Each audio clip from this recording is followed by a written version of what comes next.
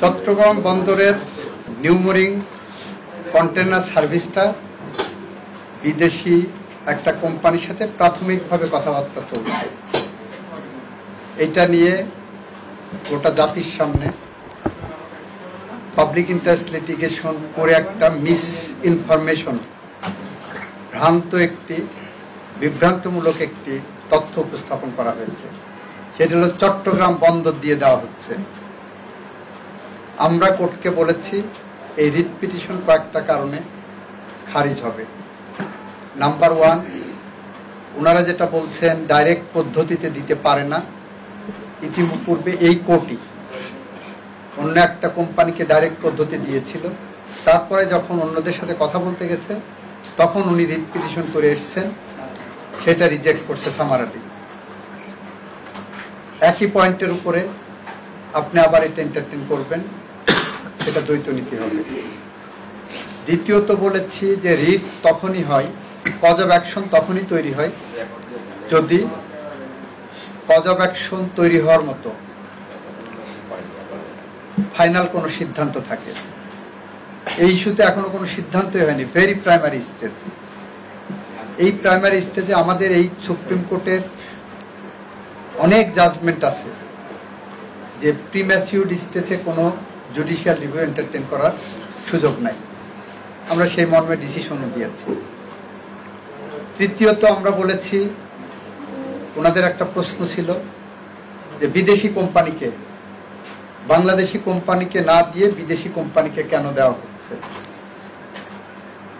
আমরা বলেছি যে আইন আমাকে অথরিটি দিয়েছে, দেশি বা বিদেশি কোম্পানি।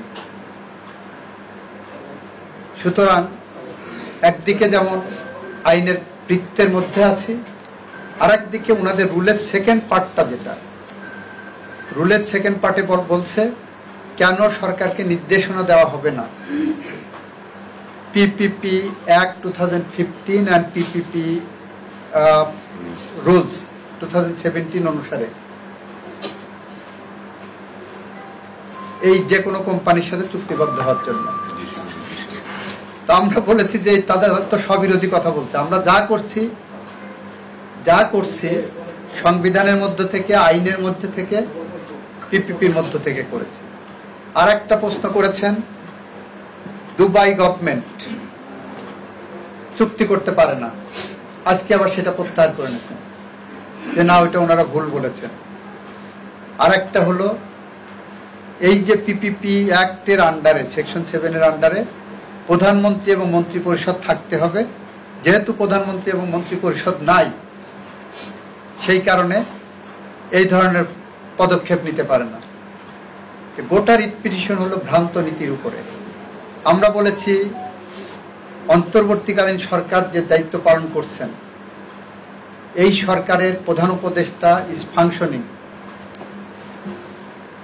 যে প্রধানমন্ত্রী যে কাজগুলো করতে পারতেন, এই প্রধান উপদেষ্টা এবং এই ক্যাবিনেট সে একই কাজ ওনারা করতে পারেন। That is the constitutional scheme. এবং এইটা বলতে যে আমি কনস্টিটিউশনের 4th শিডিউলের ক্লজ 2 এবং 4 পড়ে শুনিয়েছি। সেখানে 72 সালের 4 নভেম্বর আমাদের সংবিধানে বলছে যে আগামী প্রথম জাতীয় সংসদ নির্বাচন কিভাবে হবে। অর্থাৎ এই সংবিধান যখন রচিত হয়, অ্যাডমিটেডলি এটা একটা পলিটিক্যাল ইনস্ট্রুমেন্ট হিসেবে আসছে। কারা করেছেন? 70-এর কনস্টিটিউশনে, পাকিস্তানের কনস্টিটিউশনে নির্বাচিত সংসদ সদস্যরা। ওইখানে প্রেসিডেন্ট সম্পর্কে বলা হচ্ছে অন্তর্বর্তীকালীন কিভাবে হবে। আমরা 90-এর গণঅভ্যুত্থানের পরে প্রেক্ষাপট টেনে এনেছি, কিভাবে শাহাবুদ্দিন সাহেব প্রধান বিচারপতি থেকে উপরাষ্ট্রপতি হলেন, তা অস্থায়ী রাষ্ট্রপতি হলেন, আবার প্রধান বিচারপতির পদে গেলেন পলিটিক্যাল কনসেনসাসের ভিত্তিতে। এইটা বলতে যে আমরা বলেছি পৃথিবীর ইতিহাসে রাষ্ট্র পরিচালনায় বিজয় শক্তি নির্ধারণ করে তার নেতাকে, তার সরকারকে সে কিভাবে পরিচালিত হবে।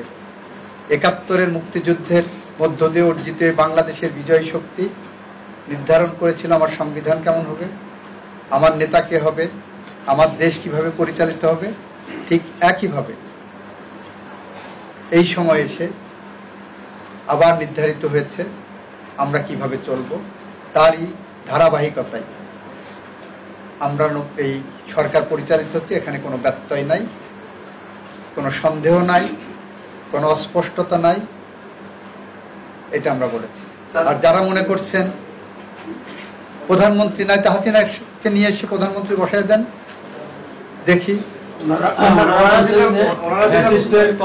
আপনারা করতেছেন, আর আরেকটা হচ্ছে যে পলিটিক্যাল কনসেনসাস হচ্ছে এই চুক্তির এগেইনস্টে। সরকার, প্রথম কথা হলো সরকার একটা ধারাবাহিক প্রক্রিয়া, সরকারের কিছু কার্যকলাপ ধারাবাহিক প্রক্রিয়া হিসেবে যায়, যাই বলে আমার এই কোর্ট কাছারি আছে, আমার প্রশাসন আছে, আমার সমস্ত ধারাবাহিক প্রক্রিয়া। এর মধ্য থেকে কোনটা বিচ্ছিন্ন জনগণের স্বার্থের পরিপন্থী, কোনটা স্বার্থের পরিপন্থী না, সেইটা যাচাই বাছাই করা হবে। আর এই চুক্তিটা যখনই যারা রিট পিটিশন করিয়েছেন বা আগে একটা করে রিজেক্ট হয়েছে, সেই কোম্পানির একটা নাম আছে, তাদেরকে যখন দেওয়া হলো 6 মাসের জন্য, সেটা কিন্তু তারা পাবলিক ইন্টারেস্টের বিরুদ্ধে বললেন না। পরবর্তীতে চিটাং ড্রাই ডক কোম্পানি, আরেকটা কোম্পানি, তাদের যখন দেওয়া হলো তখনও কিন্তু তারা বললেন না যে এই ধরনের চুক্তি সরকার করতে পারে না। এই সরকার কিন্তু আরো ভালো সার্ভিস দেওয়ার জন্য, চট্টগ্রাম বন্দর হলো বাংলাদেশের অর্থনীতির লাইফলাইন, সেই লাইফলাইনে আমরা কত বেশি স্বচ্ছতা আনতে পারবো, এটা একটা পাবলিক পলিসি, সেই পলিসি ধরেই সরকার আগাচ্ছে। সরকারের জনবিচ্ছিন্ন জনবিরোধী কোনো এজেন্ডা নাই। আর একটা জিনিস, যারা বলছেন বন্দর গেল, বন্দর দিয়ে দিছে, আমরা আইন দিয়ে দেখাইছি বন্দর এবং বন্দর টার্মিনাল আলাদা জিনিস, আইনের মধ্যে দুইটা ডেফিনেশন দেওয়া আছে। আমরা দিয়েছি টার্মিনালের অপারেশন দিতে চাচ্ছি, দিইনি এখন। আর ওনারা বলছেন বন্দর গেল, বন্দর গেল। যে চিলে একটা কবিতা ছিল, পড়ছিলাম মনে আল মাহমুদের, যে কান নিয়ে গেল চিলে, তো চিলের পিছনে দৌড়াচ্ছে, আমি কান দিকে, পরে এসে দেখি যে না, আমার কান কানের জায়গায় আছে। আমাদের এই মামলার ক্ষেত্রে that is one of the best examples. Sir, বন্দর ব্যবস্থাপনা হোক বা যাই হোক, এই যে সিদ্ধান্তটা, এটা পরবর্তী পার্লামেন্টে নেওয়া উচিত। এবং এরই মধ্যে রাজনৈতিক দলগুলো যারা আছে, বিএনপি থেকে শুরু করে, জামায়াত থেকে শুরু করে অন্য দলগুলো বলছে একই। ওনারা ওই যে কান নিয়ে গেলে চিলের পিছনে দৌড়াচ্ছে, আইন কানুন ভালো করে ব্যাখ্যা করলে ওনারা এই সিদ্ধান্তে থাকবে না। স্যার, একটা বিষয়, এটার ক্ষেত্রে বেসিক বলা হচ্ছে যে সবচেয়ে বেশি আলোচনা যে দুর্নীতি কমিয়ে স্বচ্ছতা বন্দরে, এটিকে বলা হচ্ছে। তাহলে কি সরকার দুর্নীতি কমাতে পারছে না বা দুর্নীতি দমন করতে পারছে না বলেই বিদেশিদের হাতে তুলে দিচ্ছে? বিষয়টা কি এরকম? ঠিক তা না, এটা হলো সার্ভিস এফিসিয়েন্সি। আপনি সার্ভিসটা কার কাছ থেকে বেটার পাবেন? একই পয়সায় বা তার চেয়ে কম পয়সায় আপনি যদি ভালো সার্ভিস পান, আপনার জন্য গোটা পৃথিবী উন্মুক্ত আছে, আপনি কেন ভালো সার্ভিসটা নেবেন না?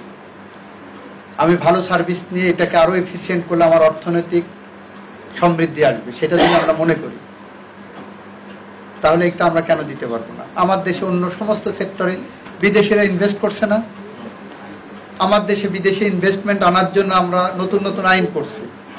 তারা যদি সেখানে এসে কোম্পানি করে সার্ভিস দিতে পারে, কাজ করতে পারে। আপনি আজকে টেলিফোন ব্যবহার করতেছেন, আজকে আপনি ওয়াইফাই ব্যবহার করতেছেন, আপনি আজকে মোবাইল টেলিকম ব্যবহার করছেন, এটা তো বিদেশি ইনভেস্টমেন্ট। তারা কি বাংলাদেশের সভরেন্টি নিয়ে চলে গেছে?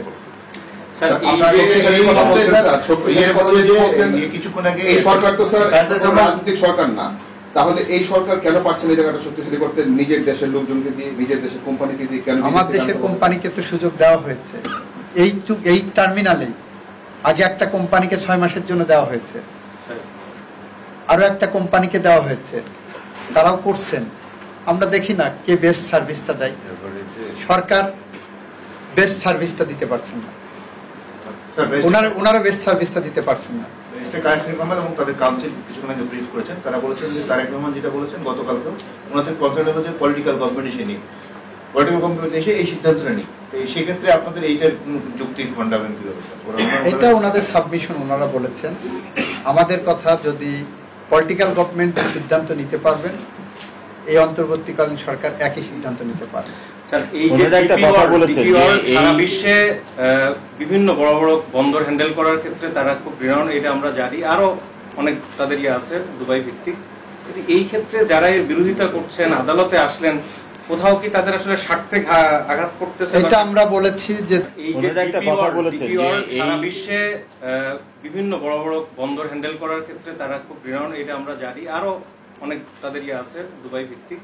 কিন্তু এই ক্ষেত্রে যারা এর বিরোধিতা করছেন, আদালতে আসলেন, কোথাও কি তাদের আসলে স্বার্থে আঘাত করতেছে? এটা আমরা বলেছি যে দিস রিট পিটিশনার যিনি এসেছেন উনি একজন ফ্যাট ক্যাটের পক্ষে এসেছেন। মানে পিছনে কোনো ভুমা বিড়াল বসে আছে টাকা পয়সার নিয়ে, সামনে এসে ওনারা পাবলিক ইন্টারেস্ট লিটিগেশনের নামে এটা করছেন, যেটাকে আইনি পরিভাষায় বলা হয় fat cat. They have come not for public interest but for the interest of some fat cats,